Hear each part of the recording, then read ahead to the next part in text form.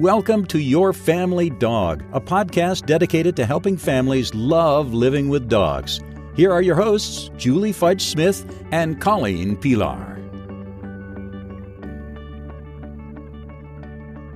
Welcome back to Your Family Dog. I'm Colleen Pelar, and I'm here today with Julie Fudge Smith, and we were talking about what we should talk about today, and Julie said that she had learned a few new things recently as a result of her dog Zuzu, and I said, let's do it. Let's talk about lessons Zuzu taught you, because Zuzu is a genius teacher. She is full of life lessons and things that we need to know. So what do you think, Julie? Where should we start with the lessons that Zuzu has taught you? Well, I'm going to talk about Zuzu and coffee, the first one. Coffee. Is Zuzu a coffee aficionado? No, but I think she did pull a coffee filter out of the trash the other day. But that's not the lesson that I wanted. That's not the lesson. What happened yesterday was people need to understand a little bit about my scenario here in Princeton. Since I am not training for the year and I'm working on doing various writing projects, I write at home, and it's basically me and Zuzu all day long. So I can take her for her walk whenever it's convenient for me. So yesterday, when I found usually right around 10 o'clock is a good time for me to take a break, and she and I go for a nice long walk. Now, there's a stream nearby. We walk a few blocks over to this stream, and if nobody's on the path that goes along the stream, and there's usually not very many people around at 10 a.m., I let her off her leash and let her run through the stream. Okay. And she's very good. And we get to there's a part where there's a trail that leads off to the right. No, the left. I don't know right from left. But anyway, it goes that way. Goes that way. So I call her to me. And yesterday I decided that instead of going up the street, we would go back down the stream and go a different direction. Now, I had made myself a latte that morning and had put it in a travel mug and taken it with me. So I had Zuzu on her leash, and I had my bait bag, and I had her leash in one hand and my travel mug in the other. So Zuzu's going back down the stream when I look up and I see an elderly gentleman with his dog. So I call Zuzu to me, put her on her leash, but there's something that made me go, she's all excited because she's got another water. And so we're jumping and we're having a good time and we're shaking. And, oh, look, Mom, there's a really cute little black and white dog up there. And instead of being right at my side with her leash being short because I couldn't use two hands to bring the leash in effectively because I sure as heck wasn't going to put down my latte, right? She's now in front of me about 2 feet. Mm-hmm. She's still on her leash. She's not completely out of control, right? But this gentleman moves over to the side of the path opposite of us and tries to reel in his dog. Zuzu crosses in front of me to go over and say hi to the dog before I can do anything. This dog at Zuzu, right? Zuzu, because she is who she is, doesn't back down. She doesn't fight, but she's like, oh, I think he's just talking. And she goes in to talk for more, right? And the dog's like, snapping. And so I finally get her out of there. And I felt, and the man apologized. I said, oh, it's not a problem. It's, just as much my fault. I felt really bad about that. I felt bad about that for a couple of reasons. I felt bad because, one, I know better. Mm-hmm. I know better than to try and do too many things on a walk with my dog. If I'm out walking with my dog, my responsibility is to take care of her and to make sure that I keep her and other dogs safe. And having that latte in my hand prevented me from being effectively using my leash. Mm-hmm. And as a result, because I did not effectively get her by my side so that it would have been her on my right side, me, the other dog, and the gentleman, that I could have moved her effectively past. I, caused a dog to have an incident that was unnecessary. Obviously, this dog has issues with other dogs. I don't need to encourage that. And I don't really want to encourage a dog to practice a behavior that's not productive for it. Mm-hmm. And I put my own dog in the position of being snapped at. And she was just fine. She had plenty of pieces of beef afterwards. But I didn't need to put her in that position. I didn't need to put that dog in that position. And I just felt like I should know better. I should know better than to try and do too much on a walk. So the killer is this morning, I get Zuzu. It's about 10 o'clock. I put her on her harness. I made a pot of coffee, and I nearly poured myself another travel mug of coffee. And I'm like, oh my goodness, can she be taught? Which I didn't do. We had a very effective walk. We went down to the stream, ran up and down the stream. There was no other dog, so I probably could have done it today. But what I was going to say is that was something. It was just a reminder to me, and something that I know. But everyone's going to need to be reminded that when I'm walking my dog, that's my job. My job is to walk my dog. It's not to talk on my phone. It is not to drink coffee. It is not to go shopping. It is to pay attention and take care of my dog. And that was luckily it was a lesson learned without any terrible consequences having happened. What I will say, though, is that the day before that, at the very same creek, I did something really well, which I was very pleased with. Zuzu and I were heading towards the creek, and as we get closer and closer, she's like, I know it's coming, I know it's coming, I know it's coming. We're going to get the creek, we're going to get the creek. Well, as we got close to the creek, another little dog comes around the corner on an extended leash, which is fine.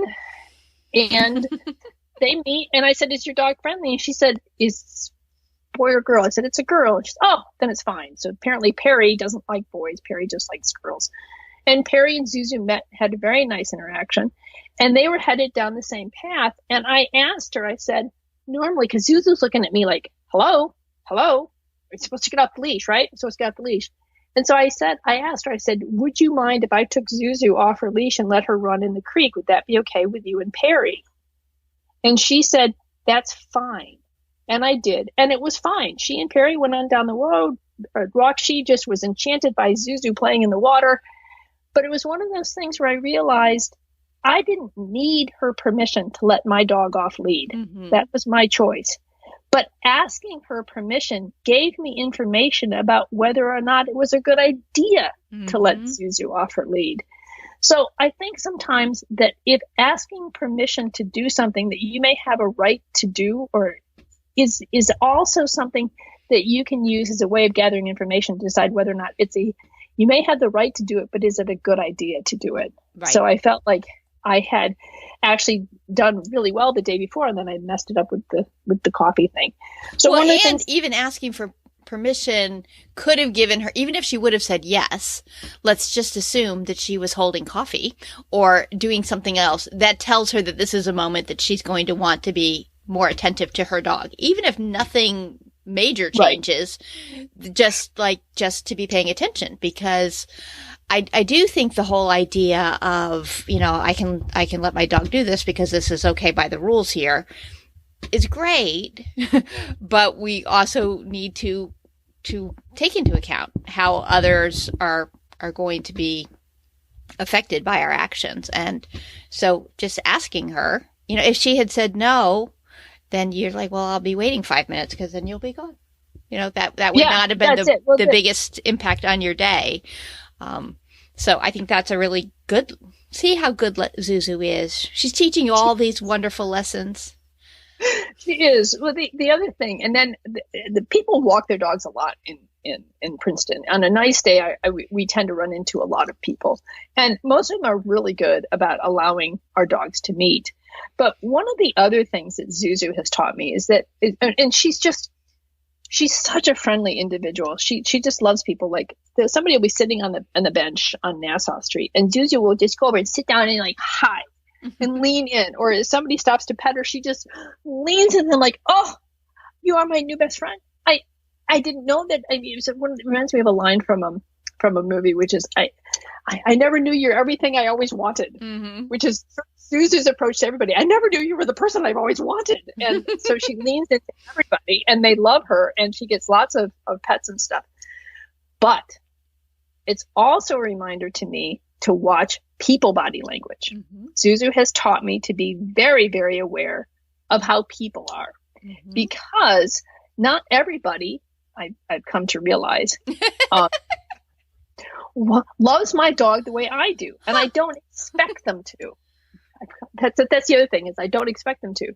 But Zuzu has taught me to pay close attention to people's body language, because of the fact that she, in general, loves everyone she's met with an unbridled passion.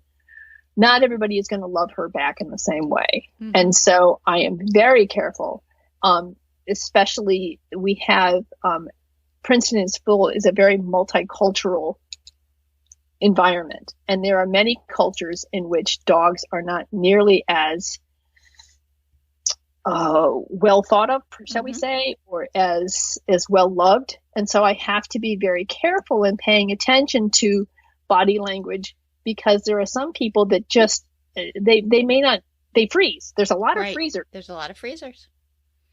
And that's important to note, because I don't, if I want Zuzu to be an ambassador for dogs, then I have to allow her diplomacy to shine through. Yes. And so that's, and if we take that and extrapolate it to an even more philosophical level, she's a lovely ambassador in that she is going to be generous and open and forthright, whether you like her or not. Yes. So if we could be that way with others, I am who I am, and I'm here, and I'm open, and I'm interested in you, but I'm not going to invade your space. But, I think that idea of mother won't let her invade her space. Well, there's that, but that she's welcoming, and she's open to interaction when others are open to interaction with her. She's there. She's not like, well, you didn't do it right away, so I don't want to be your buddy. So right. Well, the other thing is I've also noticed too, especially if we're dealing with other dogs, well, except for the one who was so snarky with her and she just didn't get it, that she's taught me to moderate myself, because when we're meeting other dogs, if it's a little dog, she loves other dogs. Because she's big and she can be enthusiastic. Some little dogs are scared of her because she's a big black dog. But it's so funny to me, because when I see her approach little dogs, she's much softer than when she approaches. Like today we met an English Springer Spaniel, and they were like, oh my God, we're the same size. Oh my God, we should bounce. Oh my heavens, we should run. Oh my heavens, we should, So her enthusiasm for dogs her size matches their enthusiasm for her. And she's much gentler with smaller dogs. Smaller dogs don't always get that. So I'm very careful with her with small dogs, because she can like just leaning over them to sniff them can be intimidating to them. But she's also taught me that it's important to moderate oneself to the situation. That's not denying who you are. That's not saying I'm, being false. What it is saying, I'm trying to appreciate the situation and adapt to it so that others remain comfortable. Absolutely. Yeah. She's a genius. She is. Well, which is amazing, because that's not usually the term I use to describe her. I tell people she's not necessarily the smartest dog I've ever owned, but she probably is one of the sweetest. She's just a dear. She's a very sweet individual. And if I hadn't been convinced of it before, I am certainly convinced of it now, that we had a Shih Tzu that taught me this, which was there's more to life than intelligence. And there is being kind, being sweet, being gracious, and excited at the existence of others. I'd trade that for intelligence any day in my dog. Me too. We had a dog years ago that the family phrase was, Lucky's just as smart as she can be. And she couldn't be very smart, but she was just as smart as she could be.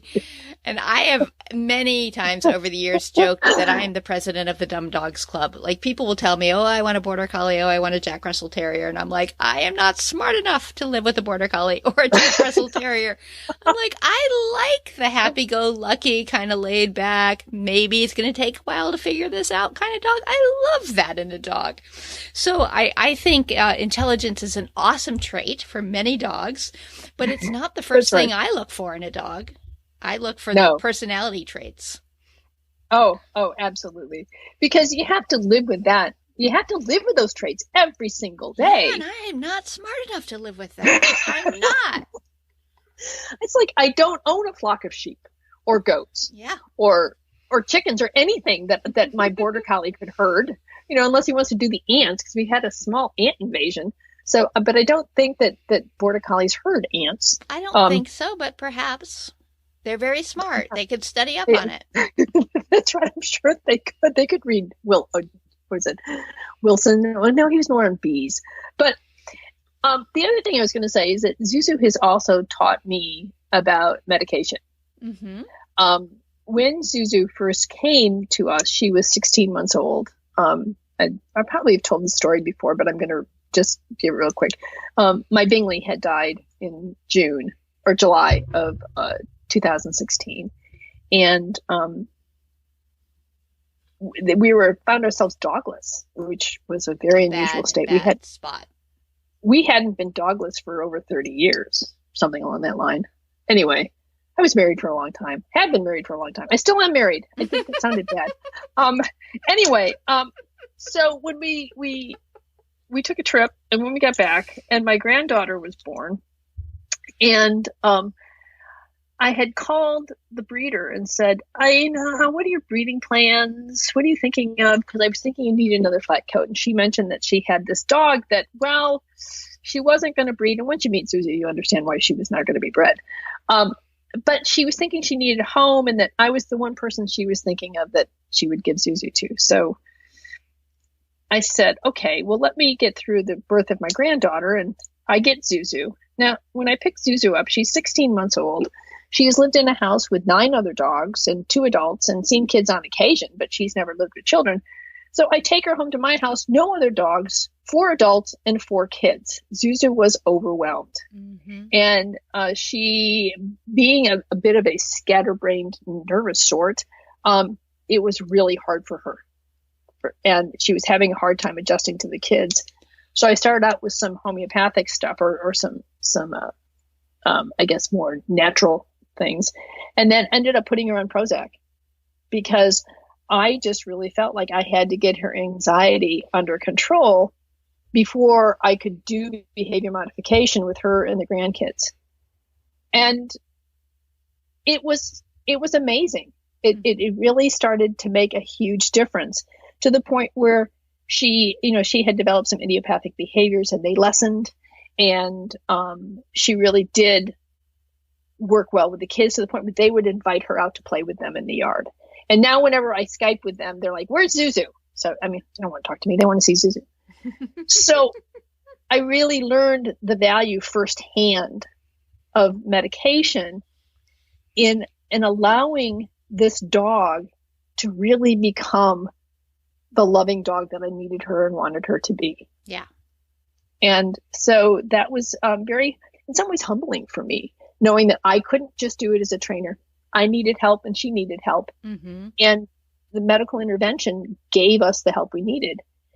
Well, now that we haven't been living with kids, I took, I think it was 3 months to wean her off of the Prozac. Mm-hmm. And what's funny now is I do still have her on Xylkine, which is a milk-based product. She's become a little bit more interested in noises.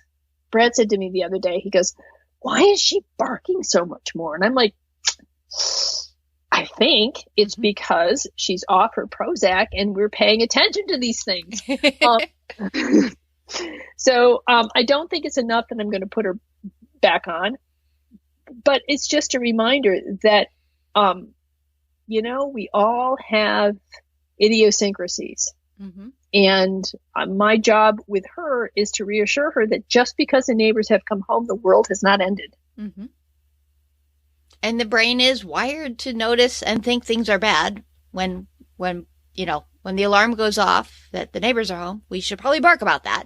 That is how our brains are wired. So if she was a little bit anxious about that kind of stuff, that is how that will manifest. Right. But I'm still glad I took her off, because the idiopathic behavior she had before, like the sucking on her toys or on her bed, those have not come back. And so I think that overall her anxiety is lower. It's just, she's just like, not quite so chill. Yeah. Well, I've always thought the best phrase for medication is that medication opens the window for learning. And then you may be able to take the medication away and still have the new behaviors that you have layered in there. But without the medication, for some dogs, some of those new behavior patterns will just not stick because they're too anxious or they're too upset by something. And so that's what you had. You taught her how to be a member of your family with the support of medication in a way that made her happy and comfortable and well adjusted. And now you've been able to taper off of that, which is awesome. So you could do that. It opened the window for learning. Right. And when you said that, I was thinking about a client of mine who had a little dog. Not only was this dog, this was a little Min-Pin, came from probably from a very bad feeding situation. Anyway, it was a rescue dog and had a very difficult beginning. And anyway, this little dog is on a fairly high dose of Prozac, plus a DAP collar, plus Xylokine, plus, various other things. And anytime we try to take one of them away, the dog falls completely apart. In order to be able to function and have a chance of thriving, a chance of being a real dog and enjoying his life, he must have all of these things in place, because he was just, I guess, for lack of a better term, too damaged when they got him. And so, I also realized too that for some dogs, as you said, it is a lifelong thing. And, but so many of the drugs now are so safe that it doesn't, the long-term side effects are not that serious if you have them. And they usually, if you have side effects, they show up relatively quickly anyway. And if your dog had diabetes, you would treat that for life. And so if your dog has severe anxiety, you can treat that for life. There's no judgment or shame on that. Right. There shouldn't be any, if it's necessary. That's right. That's right. So anyway, Zuzu has taught me a lot of things. The thing that I guess one of the other things that Zuzu has really taught me is that, well, one thing Zuzu does, which is just hysterical. She's, as my daughter labeled her, the awkward cuddler. She does not know how to cuddle really well. I mean, she loves to cuddle. It was that living with 9 dogs and 2 humans. She's much better at cuddling with dogs. She's just, that human body is so weird to her. I know. Well, like when we go to bed at night, she'll jump up in bed. Brad will be reading or working on his crossword, and she goes up to him and she just throws herself on top of him and nuzzles and nuzzles and nuzzles and nuzzles and nuzzles and nuzzles and nuzzles and stops. And then he scratches her ear and she sighs and moans and and then she nuzzles and nuzzles and nuzzles and then she flips her. So she's very awkward when she cuddles. But it has also taught me that you can show affection in a lot of different ways. You know what? It's fine. It's who she is, and it's in its own awkward way is incredibly enchanting. And so the fact that she's awkward doesn't matter. Yep. So when my grandkids are awkward or funny or do something odd, it's kind of like it's their Zuzuism. Mm-hmm. And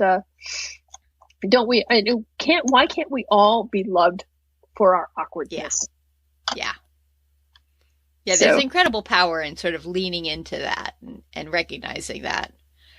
I always say Valentine's come in all shapes and sizes, so like there are many ways of showing love. One of which was when my husband got a dead mouse out of my car. I was like, that's probably one of the nicest things anyone's done for me, because I was flipping out. And I'm like, you can show love by leaping on top of the crossword puzzle and demanding a little attention. It's a little awkward, but hey, it counts. Yeah. But, Zuzu's really, truly my dog. But I got to tell you, Brad has this, he calls it his superpower. He can rub a dog's ear like nobody I have ever met. He can make any dog absolutely melt by the way he rubs ears. I try really hard, but it's not nearly what he can do. He said, it's my superpower. And so when he comes home, especially if he's been away for a couple of days, she's always like leaning into like, hello, hello, hello. Mom really tried, but she so fails at this. So The other thing Zuzu has is also, yes, Zuzu, there's somebody at the door, has taught me is to appreciate not only her awkwardness, but she truly appreciates the individual talents that we have. And so to look for and appreciate those unique qualities that every person or every dog has that makes them special and enchanting in their own way. Yeah. So you're a good girl. Zuzu has been pretty enchanting. She has. So well, I think that's it. I think that's I'm sure she's taught me other things, but they're not coming to mind. Those are good life lessons from our friend Zuzu. Yes, that's right. All right. Well, thanks, Colleen. Thanks for listening to Your Family Dog. Got questions? Interesting ideas? Colleen and Julie would love to hear them. Call 614-349-1661 or visit www.yourfamilydogpodcast.com to share your thoughts.